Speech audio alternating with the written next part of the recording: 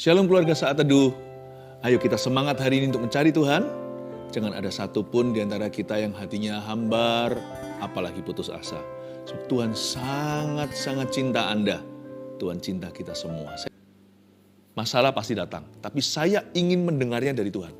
Saya ingin melihat masalah saya dari perspektif Alkitab, yaitu firman Allah. Saya ingin menerima pewahyuan. What is masalah, apakah itu problema, dan bagaimana saya harus bertahan di dalamnya dan melaluinya dan menang atasnya. Saya mau dengar itu dari Roh Kudus, bukan roh jahat. Saya juga tidak percaya pada pengertian saya sendiri karena manusia cenderung untuk negatif. Manusia cenderung untuk putus asa, untuk stres sendiri. Saya nggak mau. Saya mau terimanya dari Roh Kudus. Saya nggak akan marah sama Tuhan. Loh, Tuhan kok kasih saya masalah, kok diizinkan?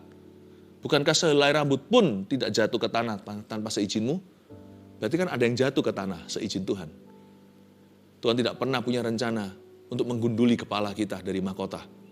Pasti ada sesuatu yang besar yang Tuhan sediakan. Saya nggak akan datang ke Tuhan dan berkata, saya hanya mau berkat, tidak mau problema. Tapi saya akan ngomong sama Tuhan begini, Tuhan, apapun yang kau izinkan, asal aku nggak buka celah, asal bukan dari setan, bukan karena undangan dosa.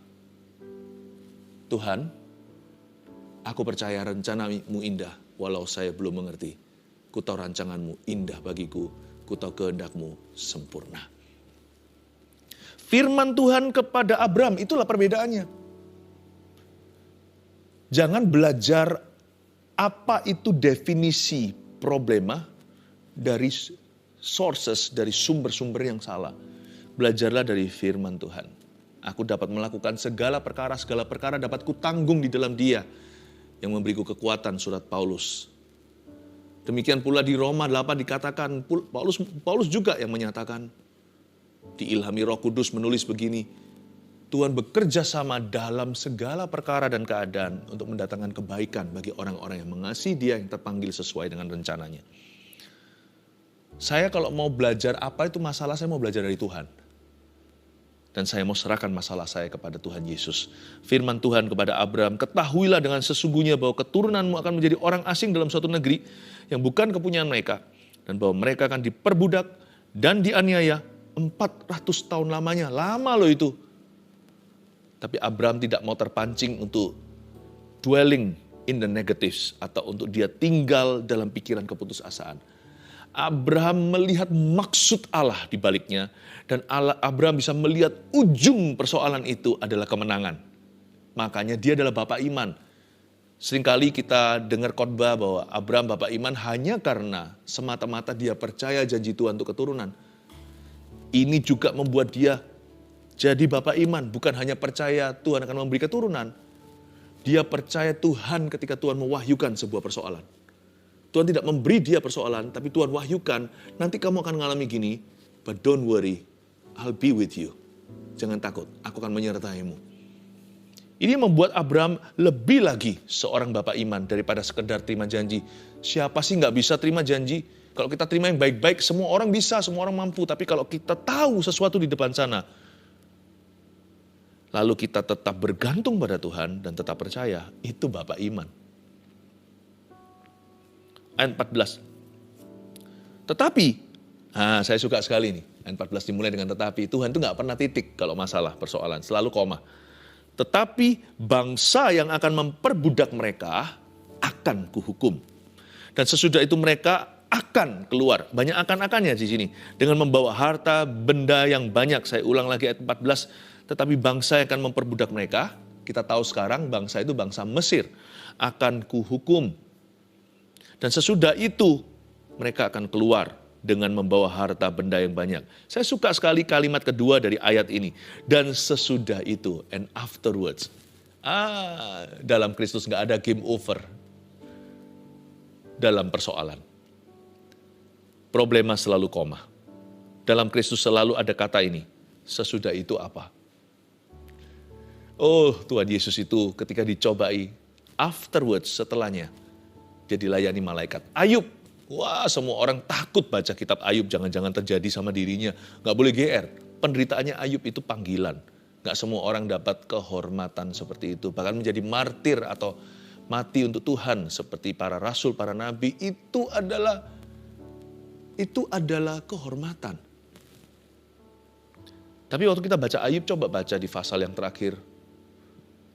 Ayub bertemu dengan Tuhan dan Tuhan mengembalikan. Tuhan itu baik, senantiasa baik. Dia nggak pernah berubah dahulu, sekarang, sampai selama-lamanya. Bagaimana dia bisa berubah? Macan tutul aja nggak pernah loreng zebra. Tuhan kita itu nggak bisa ganti baju. Tidak ada pertukaran bayangan. Tuhan itu selalu baik, senantiasa baik, forever baik. Nggak bisa nggak baik, harus baik. Memang baik. Dia hanya baik, nggak ada jahatnya sama sekali. Sesudah itu mereka akan keluar dengan membawa harta benda yang banyak. Mereka akan dijajah, tapi nanti ya, mereka akan bawa harta bendanya orang Mesir. Mesir memang dikuras habis waktu itu sama Tuhan di perjanjian lama. Semua di tangannya bangsa Israel, jarahan-jarahannya.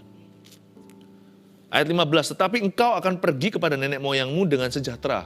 Don't worry Abraham, kamu akan ending well, kamu akan berakhir dengan baik.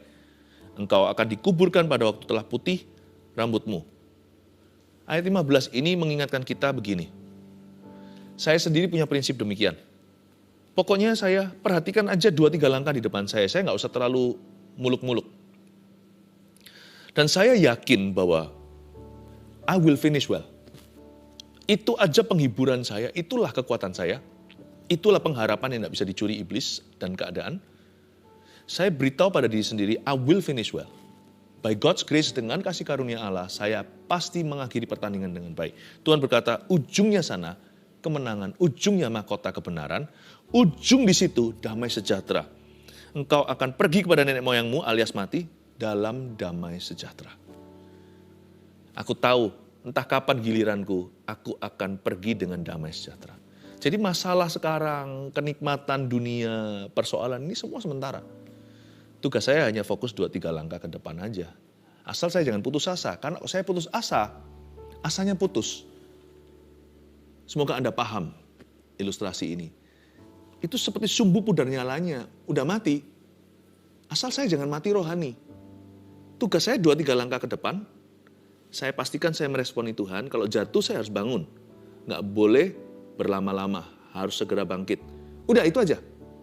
Sisanya, ujungnya itu Tuhan yang miliki. Dan saya tahu Tuhan sudah berfirman kepada Abraham, Tuhan berfirman kepada kita. Ujungmu itu damai sejahtera. Udah takut apa sih sekarang? Hadapi aja. Udah. Kalau memang salah kita, introspeksi jangan diulangi, minta sama Tuhan untuk sertai kita dalam konsekuensi kalau bisa ringankan. Tapi kalau itu bukan salah kita apalagi, wah udah yang berani beriman aja sama Tuhan Yesus. Berani berharap. Karena ujung kita itu sudah ditentukan sama Tuhan. Kamu akan pergi dengan damai sejahtera. Wow, isn't that beautiful? Tetapi keturunan yang keempat akan kembali ke sini ayat 16. Sebab sebelum itu, kedurjanaan orang Amori itu belum genap. Keturunan keempat itu nanti muncul Musa itu loh. Keturunan keempat akan kembali. Sebab sebelum itu, orang-orang Mesir dosanya belum sampai taraf. Harus diganjar. Maksudnya di sini keturunan keempat. Tuhan itu ya, pikirannya jauh lebih jangka panjang dari kita. Tuhan gak hanya take care kita, Tuhan juga take care apapun siapapun yang berharga dalam hidup kita. Waktu kita ada Tuhan menjaga, waktu kita tidak ada suatu hari, Tuhan tetap menjaga mereka. Sampai keturunan keempat, Tuhan tidak pernah lupa. Allah kita tuh setia, makanya itu kita jangan putus asa. Ilegal untuk kita putus asa karena kesetiaan Allah. Tuhan gak selesai dengan kita. Bahkan kalau Tuhan belum datang, masa hidup kita sampai mati itu pun aja belum selesai loh rencana Tuhan atas hidup kita. Tuhan masih lanjutkan dalam diri orang-orang yang hari ini kita investasikan kasih. Tuhan itu begitu panjangnya, bukan panjang sabar aja, panjang visinya atas hidupmu dan hidupku. Jangan mudah putus asa dong. Jangan gampang-gampang dikit-dikit menyerah atau lemparkan handuk putih. Keturunan keempat akan kembali. Ketika matahari telah terbenam dan hari menjadi gelap, maka kelihatanlah perapian yang berasap beserta sulu yang berapi lewat di antara potongan-potongan daging itu. Sebelumnya tadi Abraham potong daging, beberapa daging, ditaruh di kiri dan di kanan. Waktu dia bangun dalam kondisi sedih lalu mendengar suara Tuhan itu, lalu matanya menyaksikan sesuatu.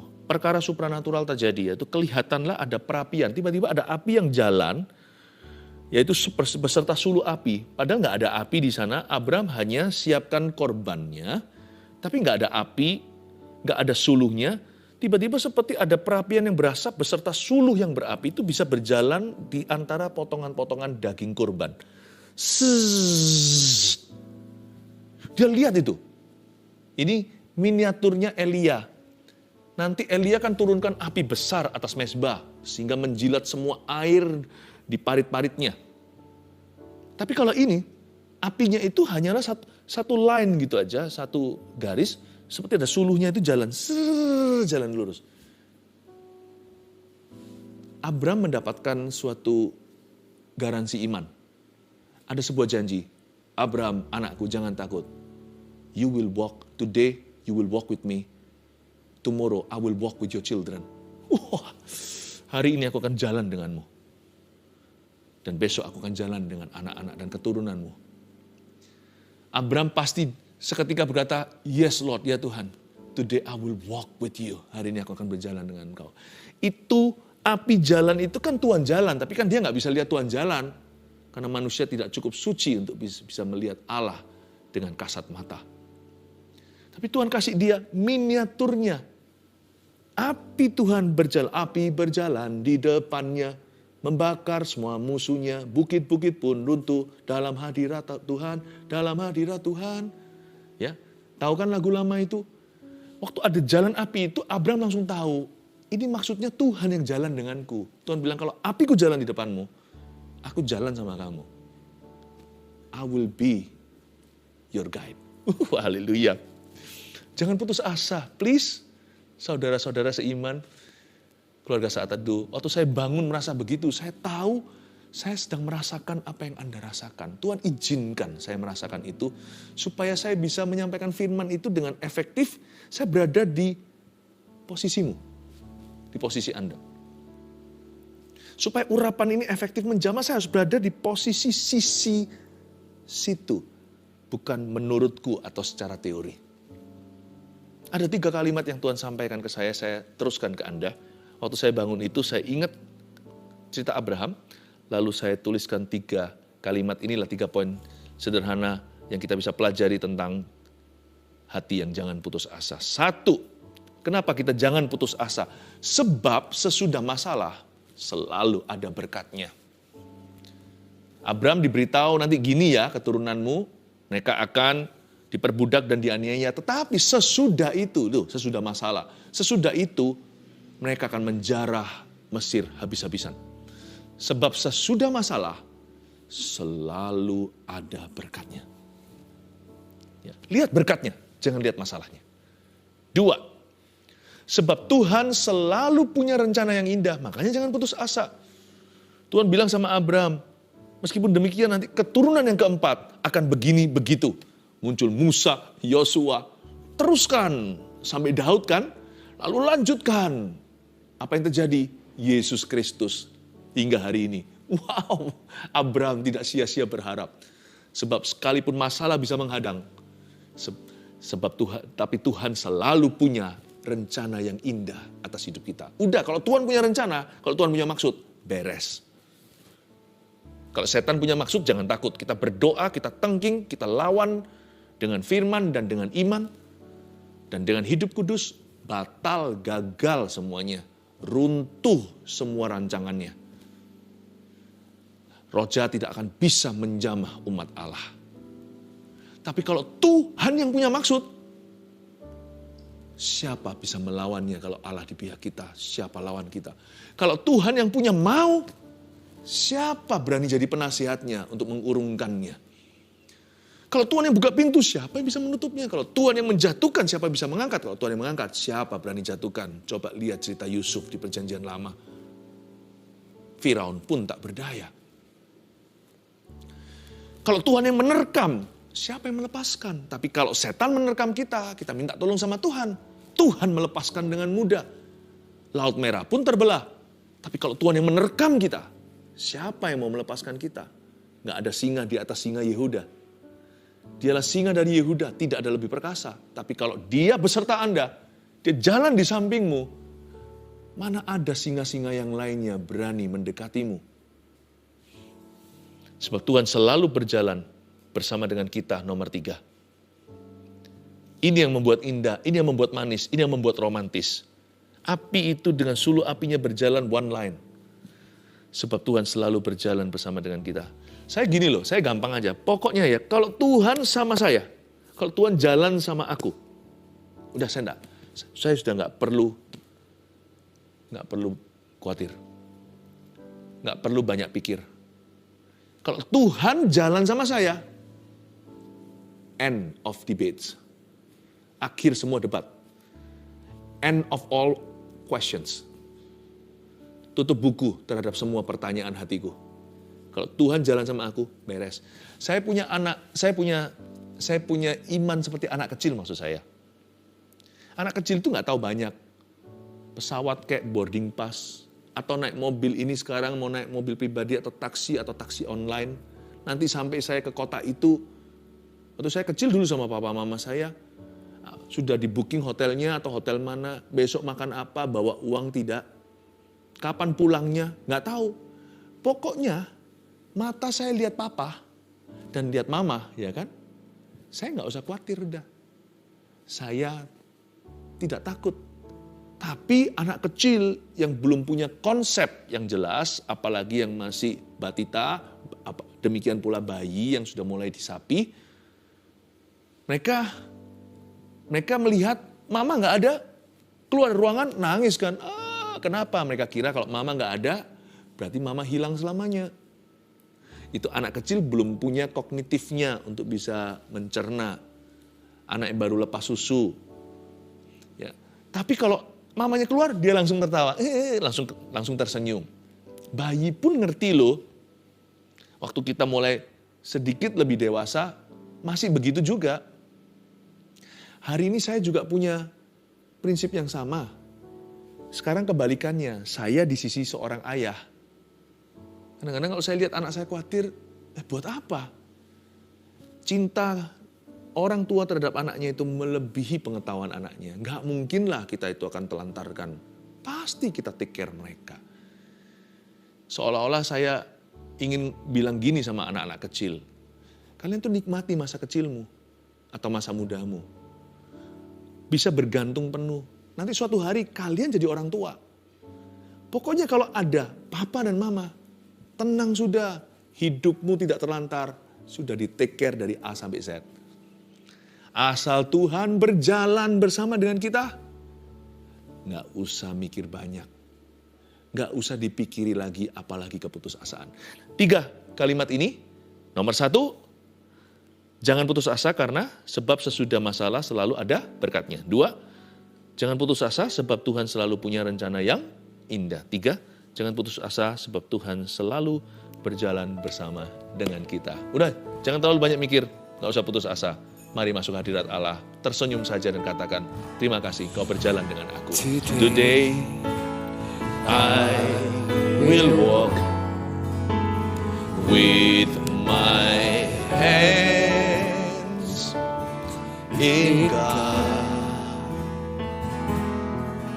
Today, I will trust in Him and not be afraid,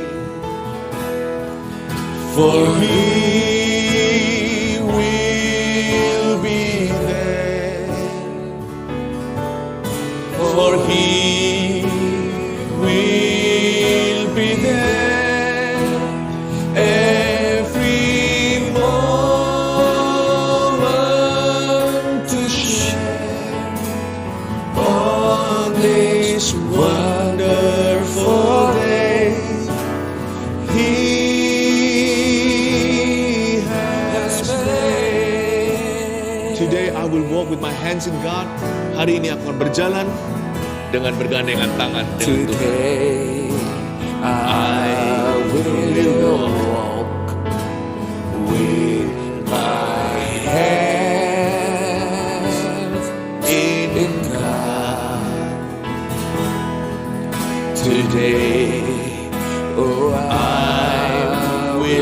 trust in Him and not be afraid, for He will be there,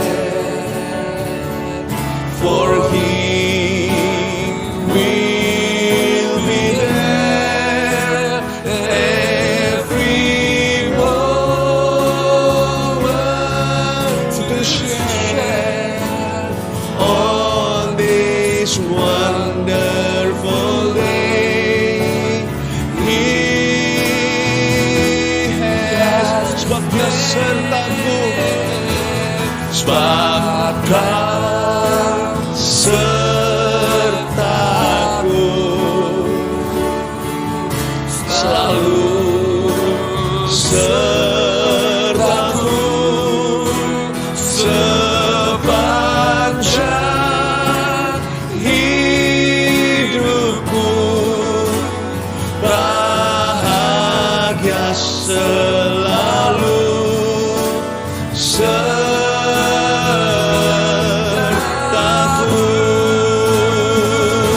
sebab Kau sertaku, selalu sertaku sepanjang hidupku, bahagia selalu sertaku. Ulurkan tangan ke depan sambil saya pegang setiap permohonan doa Anda. Dan saya tahu waktu saya pegang ini sekarang, saya akan minta sama Tuhan untuk buka kepekaan, untuk merasakan pergumulan Anda, dan untuk mendapatkan sedikit bocoran siapa-siapa saja, apa saja yang Tuhan sembuhkan. Banyak sekali perkara hati dan jiwa yang Tuhan sembuhkan di saat teduh bersama hari ini.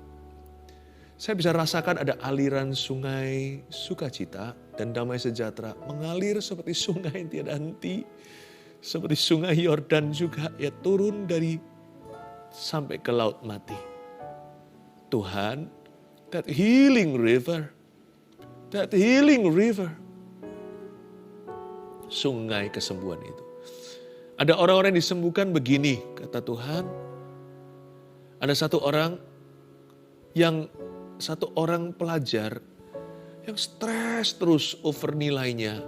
Kurang bagus, dan memang agak susah mengikuti pelajaran. Semakin Anda menuntut diri, kata Tuhan, semakin tidak bagus. Relax please. Saya percaya Tuhan menerimamu apa adanya, dan Tuhan menjamamu dan memberikan kepandaian, kepintaran yang keluar dari hati yang didamaikan dulu dengan diri sendiri. Tuhan angkat stresnya. Berkali-kali Anda, anak muda ini, juga berpikir untuk bunuh diri meskipun gak serius menindaklanjuti. Tapi pikiran itu ada dan terus menerus. Aduh, aku ini kok pelajarannya susah. Anda berada di sekolah yang sangat sulit memang.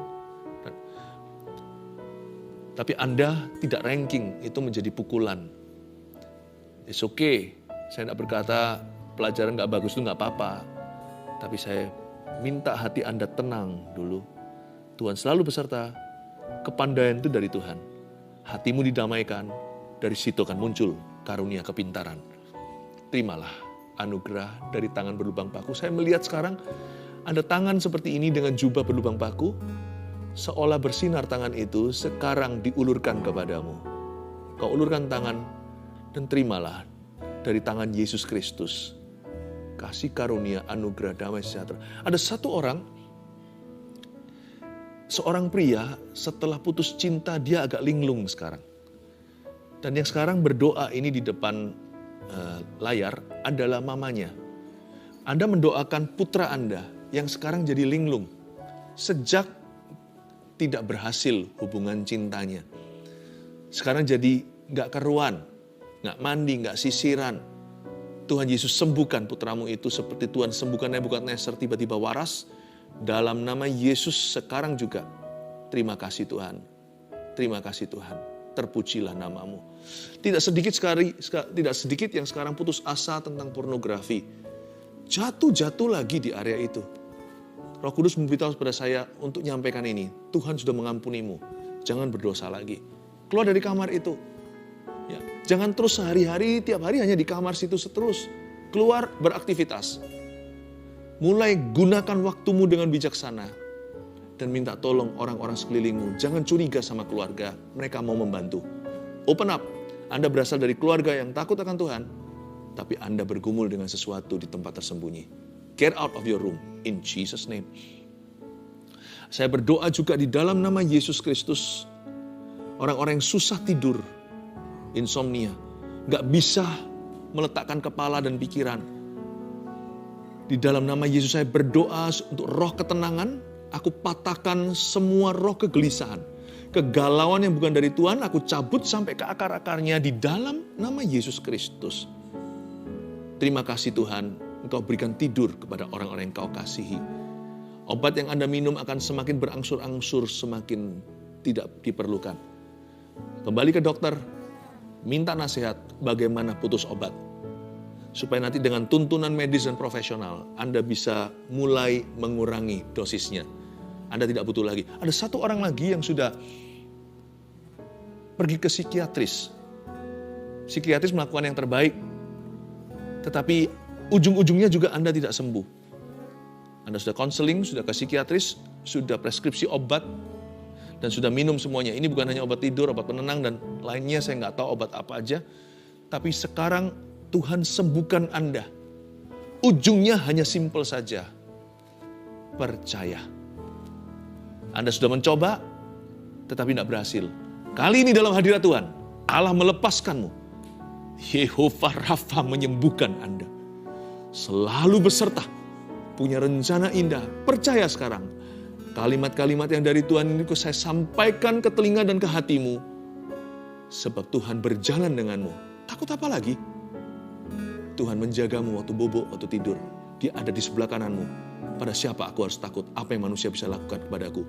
Saya melihat Anda tertidur malam ini. Dan Tuhan berada di sebelah kananmu. Menjagamu. Di situ sebagai security pribadimu. Tuhan itu baik ya. Sekalipun dia adalah Allah. Kita ini bukan siapa-siapa. Tapi dia adalah ayah atau papa yang menjaga bayinya waktu tidur. Tuhan itu menjagamu. Tuhan memberimu tidur yang nyenyak malam hari ini dalam nama Yesus. Berkati setiap orang dalam segala permohonan dan pergumulannya di dalam nama Yesus. Kami berdoa, haleluya, amin.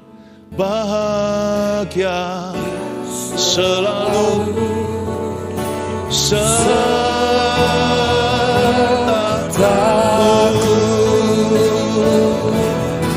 sebab Kau sertaku. Selalu sertaku sepanjang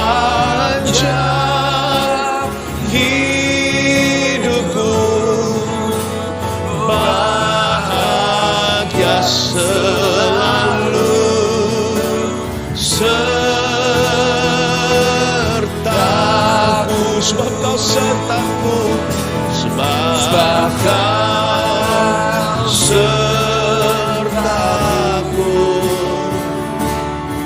selalu sertaku sepanjang